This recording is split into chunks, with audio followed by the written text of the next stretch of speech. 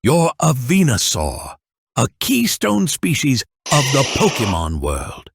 With a colossal flower on your back, you release pheromones to attract a variety of bug-type Pokemon, which aids in the pollination of local flowers. In addition, the scent can also soothe and keep the peace among hostile Pokemon. You're important to the ecosystem. But before you were a peacekeeper, you had a tough life. You started off as an egg somewhere in the grasslands of the Kanto region. Both your parents worked hard to keep you alive. When you finally hatched, your mom planted a seed on your back, which will eventually grow into a flower like hers. For now, you're known as a Bulbasaur. You're very sturdy as a newborn due to the plant bulb on your back. During early development, the roots of the plant spread and conjoin themselves with your skeletal structure, strengthening your bones and enhancing your muscles with cellulose and lignin. This process is painful and you suffer, but your mom tells you it'll pass. As a result of this, you're very durable early on and can take a lot of damage. That being said, the symbiotic relationship between you and your plant does have its drawbacks. Your movement is limited due to the roots tying up your joints. Furthermore, the weight of the plant itself is heavy, so you're very slow. As a result, you don't hunt much during this stage of your life cycle. You prefer to acquire your nutrients and energy through photosynthesis. You eventually get hungry, so you find a nice sunny spot with a cozy bush you can hide in. You stick out your bulb and let it soak up the sun's rays, which are converted to nutrients and transferred to your body. You tan all day, every day. This is the life. It's not too bad being a Bulbasaur, or so you thought. Day by day, it gets harder for you to find a good, safe tanning spot. Your habitat is slowly being destroyed by humans. Deforestation might hinder your survival, but you try your best. You also suddenly remember this is the Pokemon world, where it's survival of the fittest. While you're out there tanning, there are many predators that would take advantage of your lack of mobility. You must be careful. It's a dog-eat-dog world. Some of your cousins end up as meals for the Pokemon who rule the skies.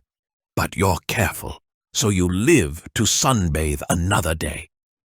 A year has passed since you entered this world.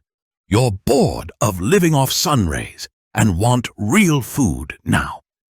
So you start exploring the vast woodlands around you. The meat options don't look appetizing. Finally, you notice a bush of berries. They look delicious. You feast like it's a buffet. You're stuffed. You think everything is going great.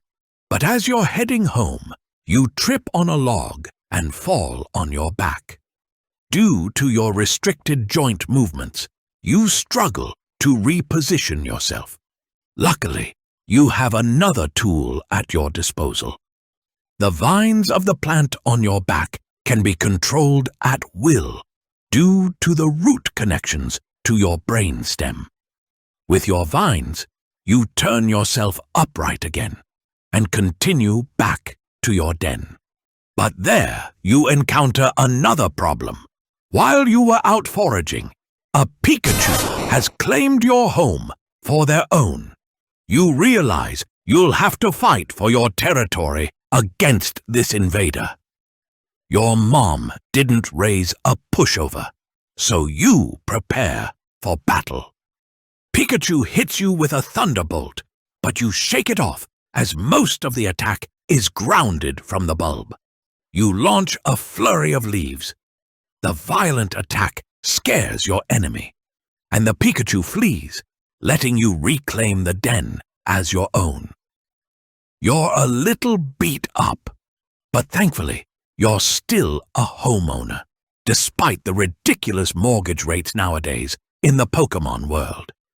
Another 5 years pass. You've hit puberty, and you're now in your adolescent stage. Trainers now call you Ivysaur. As you've physically grown, so has the plant on your back.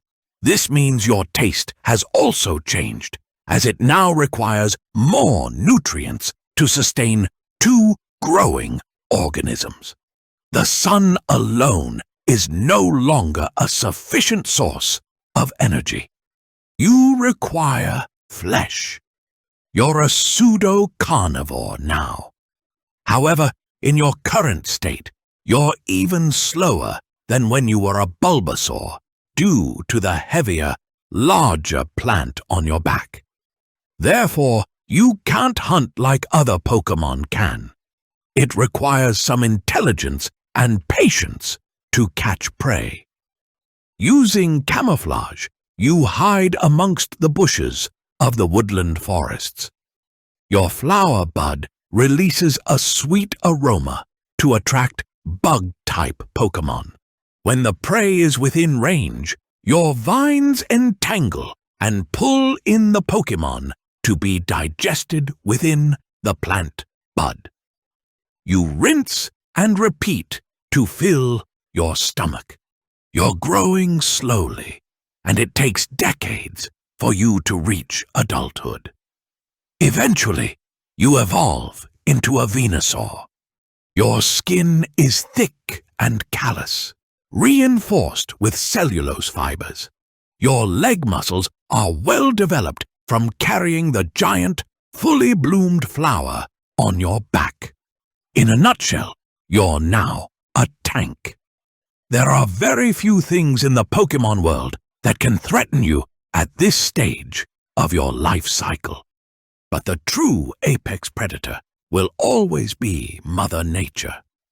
During a storm, a lightning strike ignites a forest fire. The violent firestorm rages across the woodlands. Most Pokemon can run to safety.